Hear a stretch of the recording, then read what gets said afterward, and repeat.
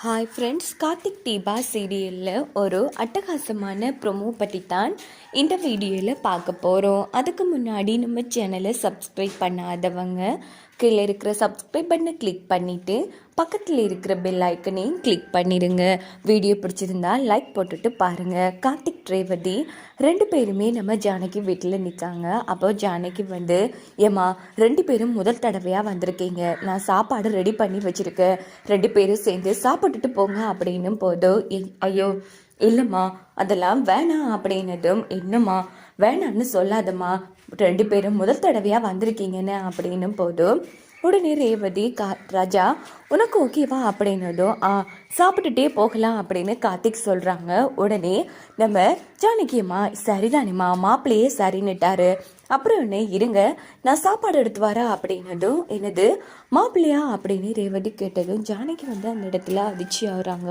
ஐயோ உளறிட்டமே அப்படின்னு உடனே நம்ம ஜானகி சமாளிக்கிறாங்க. என்னம்மா வாய்க்கு வார்த்தை என்ன அம்மா அம்மான்னு சொல்கிற, நீ எனக்கு பொண்ணுன்னா உன் புருஷன் எனக்கு மாப்பிள்ளை தானே அப்படின்னும் போது ரேவதி ரொம்ப சந்தோஷப்படுறாங்க. சரிம்மா, நான் எப்போவுமே உங்கள் பொண்ணாக தான் இருப்பேன் அப்படின்னும் போது, ஆமாம்மா உன்னை பார்த்ததுலேருந்து எனக்கு என் பொண்ணு இல்லாத குறையே தெரியுதில்ல அப்படின்னு ஜானகி ரொம்ப சந்தோஷப்பட்டதும், சரிம்மா உங்கள் வார்த்தைகளை கேட்கும்போது எனக்கும் சந்தோஷமாக இருக்குது அப்படின்னு ரேவதி ரொம்ப சந்தோஷப்படுறாங்க.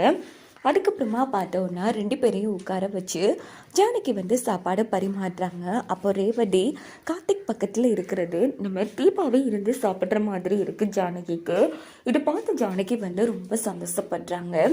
அதுக்கப்புறமா பார்த்தோன்னா ரெண்டு பேரும் சாப்பிட்டு முடிச்சு கை கழுவினதும் இந்த பக்கம் ரெண்டு பேருமே சாப்பாடு ரொம்ப நல்லா இருந்துச்சுமா, சரி நாங்கள் கிளம்புறோம், ரொம்ப நேரமாச்சு அப்படின்னும் போது, சரிம்மா அடிக்கடி மாப்பிள்ளையை கூட்டிகிட்டு நீயும் வரணுமா, எங்களுக்குன்னு இந்த ஊரில் தெரிஞ்சவங்கன்னா நீங்கள் ரெண்டு பேர் தான் அப்படின்னதும், சரிம்மா முதல்ல பத்திரமா இருந்துக்கோங்க, அவனால் எந்த பிரச்சனையும் வராமல் நான் பார்த்துக்கிறேன் அப்படின்னு கார்த்திக் சொன்னதும், சரிங்க மாப்பிள்ளை அப்படின்னு ஜானகி ரெண்டு பேரையுமே வழி அனுப்பி வைக்கிறாங்க. மைத்திலி மனசுக்கு ரொம்ப நிறைவாக இருக்குது, ரேவதியை பார்க்கும் போதெல்லாம் நம்ம பொண்ணு தீபாவையே பார்க்குற மாதிரி இருக்குல்ல, ஆமாம் அத்தை ரேவதி ரொம்ப நல்ல பொண்ணு அப்படின்னு மைத்திலியும் ஜானகியும் பேசிக்கிறாங்க. அதுக்கப்புறமா பார்த்தோன்னா நம்ம கார்த்திக் மைண்டில் நம்ம தீபாவோட ஞாபகமாகவே இருக்குது. ஏன்னா ஜானகி வீட்டில் தீபாவோட ஃபோட்டோ பார்த்துருப்பாங்க இல்லையா, ஸோ அதை நினச்சி ரொம்ப ஃபீல் பண்ணிட்டு போகிறாங்க கார்த்தி. இந்த பக்கம் ரேவதி ராஜா நீ மட்டும் சரியான நேரத்தில் வரலன்னா மைத்திலி அக்காவோட நிலைமை என்ன ஆயிருக்கும், நல்ல வேலை சரியான நேரத்தில் வந்துட்டேன், அவன் கிழவனாகியும் இவ்வளோ கேவலமாக நடந்துக்கிட்டானே, அன்றைக்கும் இப்படித்தான் அவங்க மேலே கை வைக்க நான் அவன் கண்ணத்துலேயே ரெண்டு போட்டான் அப்படின்னும் போது ஆரம்பத்திலேயே நீ இந்த விஷயத்த சொல்லியிருக்க, இன்னைக்கு இந்த அளவுக்கு வந்திருக்காது, நல்ல வேலை சரியான நேரத்தில் போயிட்டோம், இல்லைன்னா அவங்க வாழ்க்கை என்ன ஆயிருக்கும் ரேவதி அப்படின்னு கார்த்திக் சொன்னதோ, ஆமா ராஜா எங்க மறுபடியும் வழிக்கு வரமாட்டான்னு நினைச்சேன், ஆனால் இவ்வளோ கேவலமாக இருப்பான்னு நான் கொஞ்சம் கூட எதிர்பார்க்கல அப்படின்னு ரேவதி ரொம்ப ஃபீல் பண்ணி பேசுகிறாங்க.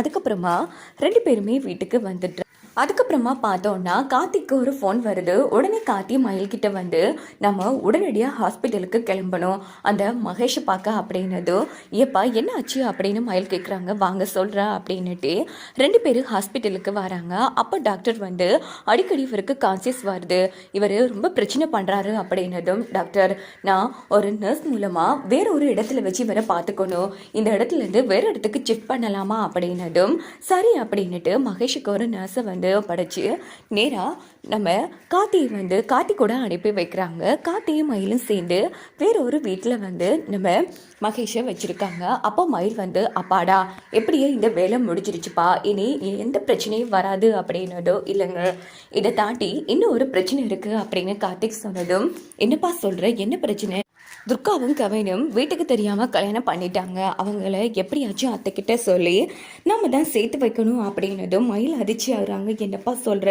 இது என்ன புது பிரச்சனையாக இருக்குது, எவ்வளோ பிரச்சனைப்பா, இதெல்லாம் எப்படிப்பா சமாளிக்க போகிற, இந்த விஷயம் மட்டும் அத்தைக்கு தெரிஞ்சா என்ன ஆகும் தெரியுமா அப்படின்னது, என்ன பண்ணுறது, இது என்னோட குடும்பம், இந்த பிரச்சனை ஒவ்வொன்றா வரும்போது பார்த்துட்டு இடையில விட்டுட்டு ஓட முடியாதுல்ல, எப்படியாச்சும் சரி பண்ணி தான் ஆகணும், அதில் நான் பார்த்துக்கிறேன் அப்படின்னதும், உனக்குன்னு எவ்வளோ பொறுப்பு கடமையெல்லாம் இருக்குப்பா, இருப்பா, ரொம்ப பாவம் நீ அப்படின்னு மயில் சொன்னதும், பரவாயில்லைங்க என் குடும்பம் தானே அப்படின்னு கார்த்திக் ரொம்ப பெருந்தன்மையாக பேசுகிறாங்க.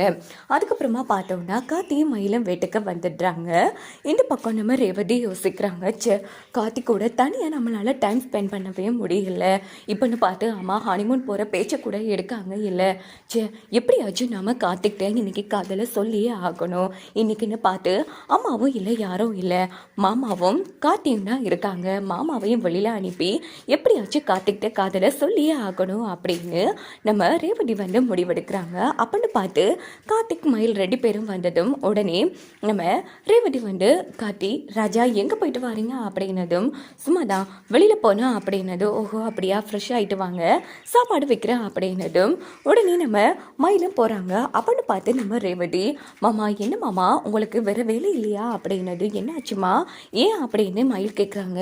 இல்லை மாமா எதுவும் வேலை இருந்தால் வெளியில் போயிட்டு வரலாம்ல அப்படின்னு போதும் உடனே மயில் வந்து, ஏமா இப்போதாம்மா வெளியில் போயிட்டு வரேன், உடம்பு ரொம்ப அசதியாக இருக்குது, தூங்க போகிறேன் அப்படின்னதும் உடனே ரேவதி ஃபீல் பண்ணுறாங்க. ஆஹா புரிஞ்சிருச்சு வீட்டிலையும் யாரும் இல்லை, நீயும் மாப்பிள்ளையும் மட்டும்தான். சரி சரி புரியுதுமா, இப்போ என்ன நான் வெளியில் போகணும் அவ்வளோதானே, நான் போகிறேன் அப்படின்னது ரேவதி வைக்கப்படுறாங்க. நடத்து அப்படின்னுட்டு மயில் வீட்டை விட்டு போயிடுறாங்க.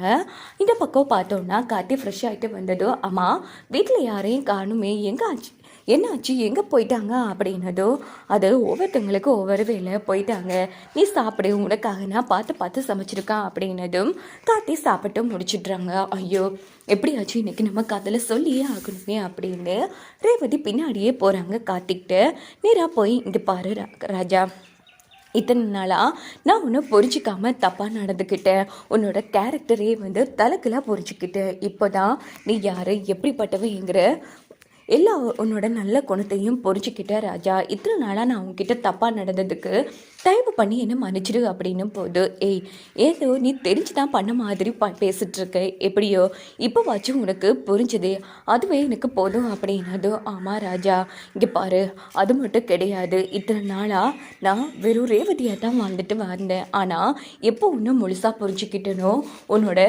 பொண்டாட்டியாக மாறணும்னு முடிவு பண்ணிட்டேன் ராஜா. ஆமாம் ராஜா நான் உன்னை காதலிக்கிறேன் அப்படின்னதும் கார்த்திக் வந்து எதுவும் பேசாமல் இருக்காங்க. இதோட பார்த்தோன்னா இந்த ப்ரோமோ முடிச்சிருது.